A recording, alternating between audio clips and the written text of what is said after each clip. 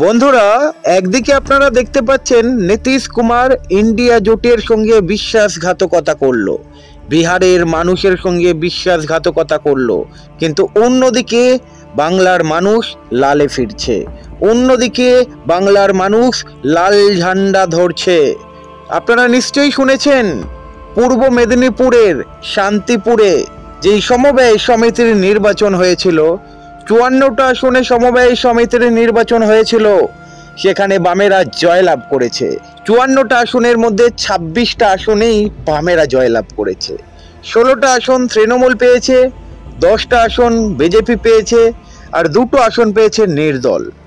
আবার অন্যদিকে যেই খবর পাওয়া যাচ্ছে, বাংলার চারিদিকে লাল ঝান্ডায় ছেয়ে যাচ্ছে, বাংলার দিকে দিকে মানুষ লাল ঝান্ডা হাতে তুলে নিচ্ছে। বন্ধুরা, যেই বাম শূন্য, যেই বামকে নাকি দূরবীন দিয়ে খুঁজতে হতো, আজকের সেই বামকে মানুষ বুকে টেনে নিচ্ছে। মানুষ বুঝতে পেরেছে যদি তাদের জন্য কিছু করতে পারে, বাংলার মানুষের জন্য যদি কিছু করতে পারে, তাহলে বামেরাই করতে পারে। যার ফলে বাংলার দিকে দিকে লাল ঝান্ডা দেখা যাচ্ছে, মানুষ চারিদিক থেকে বামে যোগদান করছে। এমনই কিছু খবর আজকে আপনাদের সামনে নিয়ে এসেছি। বন্ধুরা, আমি সুখেন ঘোষ, আপনারা দেখছেন আজকের রাজনীতি। আপনাদের কাছে একটা অনুরোধ, চ্যানেলটি সাবস্ক্রাইব করবেন, আমাদের পাশে থাকবেন। বন্ধুরা, অনুব্রতর এরিয়াতে আবার ভাঙন, আবার মানুষ বিজেপি টিএমসি ছেড়ে বামে যোগদান করলো। বন্ধুরা, বীরভূমের মিত্রপুরের দাতুরা গ্রামে কয়েকশো মানুষ বামে যোগদান করেছে। এই খবরটা হয়তো আপনাদের একটু লেটে দিলাম, এটা গতকালের ঘটনা। তবে আপনাদেরকে বলি, এই যে চারিদিকে লাল ঝান্ডা দেখা যাচ্ছে, এখানে কি কোনো আভাস খুঁজে পাচ্ছেন না আপনারা?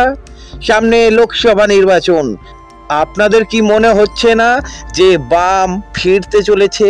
বামেদের লক্ষ্য কিন্তু 2026, বামেদের লক্ষ্য কিন্তু বাংলা দখল করা। বামেরা অবশ্যই লোকসভা নির্বাচনে ঝাঁপাবে, বামেরা শক্তি দেখাবে এবং বামেদের ভোট পার্সেন্টেজ বহুগুণ বাড়বে।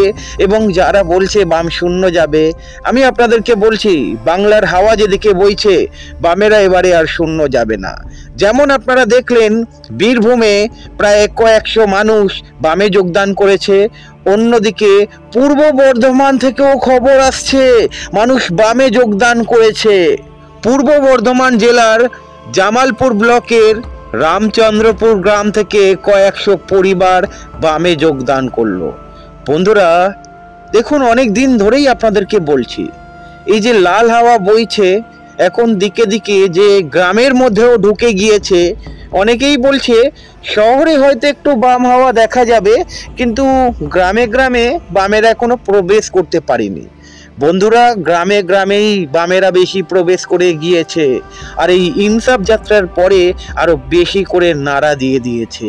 বাম সংগঠনগুলো আজকে অনেক শক্তিশালী, যার ফলে আপনারা দেখতে পাচ্ছেন বিভিন্ন এরিয়া থেকে, মুর্শিদাবাদ, বীরভূম, আসানসোল, যেখানে দেখছেন বামে যোগদান দিচ্ছে। উত্তর 24 পরগনা থেকে, মানে প্রচুর জায়গা থেকে খবর আসছে যে মানুষ লাল ঝান্ডা হাতে তুলে নিচ্ছে।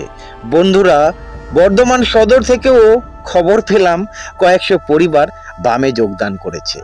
এই যে বামে যোগদানের হিড়িক আপনারা দেখতে পাচ্ছেন, আর সামনে লোকসভা নির্বাচন, আর আপনারা দেখতে পাচ্ছেন যে টিভি চ্যানেলে বামেদের নিউজ দেখায় না বললেই চলে। আপনারা দেখেছেন নিশ্চয়ই ভারত জোড়ো যাত্রা। এই যাত্রাকে ঘিরে তৃণমূল আটকানোর চেষ্টা করছে। এদিকে তৃণমূলই ইন্ডিয়া জোটের মানে একটা শরিক বলতে গেলে, মানে ইন্ডিয়া জোট যে অ্যালায়েন্স হয়েছে, এই জোটের মধ্যে তৃণমূল আছে।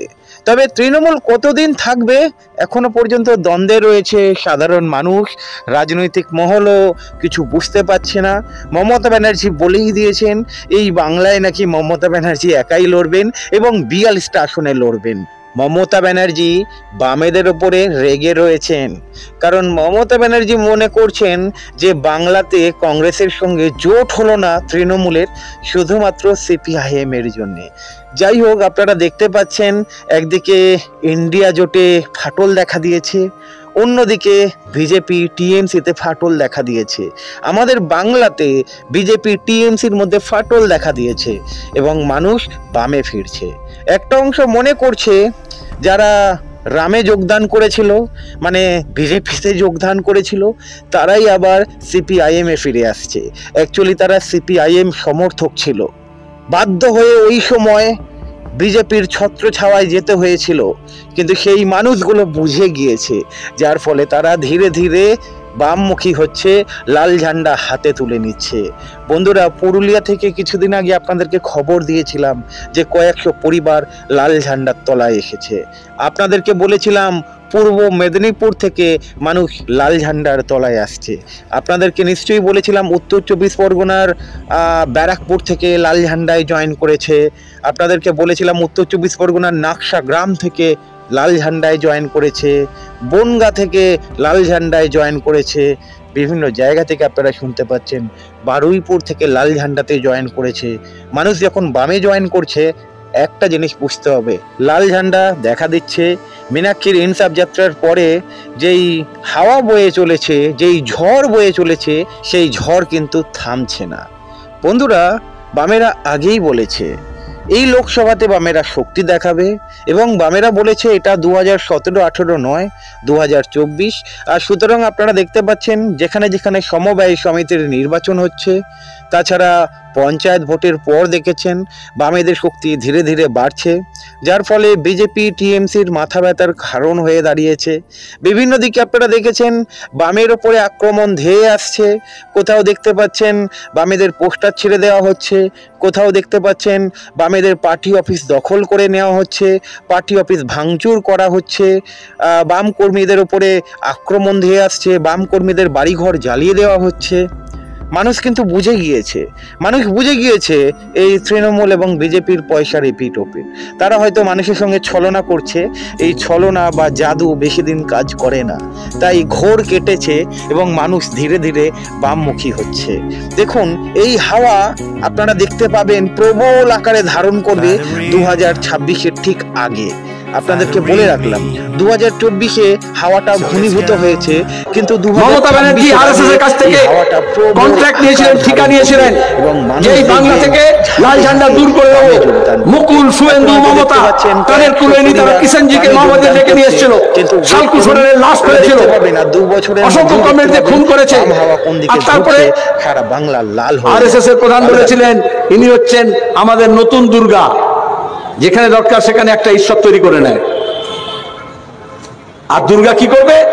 যেরকম অসুর দমন করেছিল মহিষাসুর মর্দিনী, এরকম মমতা ব্যানার্জি তখন সিপিএম কে হারমাত বানিয়ে দিয়েছিল। আর হারমাতকে খুন করতে হবে। খবরের কাগজ, টেলিভিশন চ্যানেল সব চ্যানেল একরা হয়েছিল। সবাই তখন আর সিপিএম লিখতো না, বামপন্থী লিখতো না, হারমাত বলতো।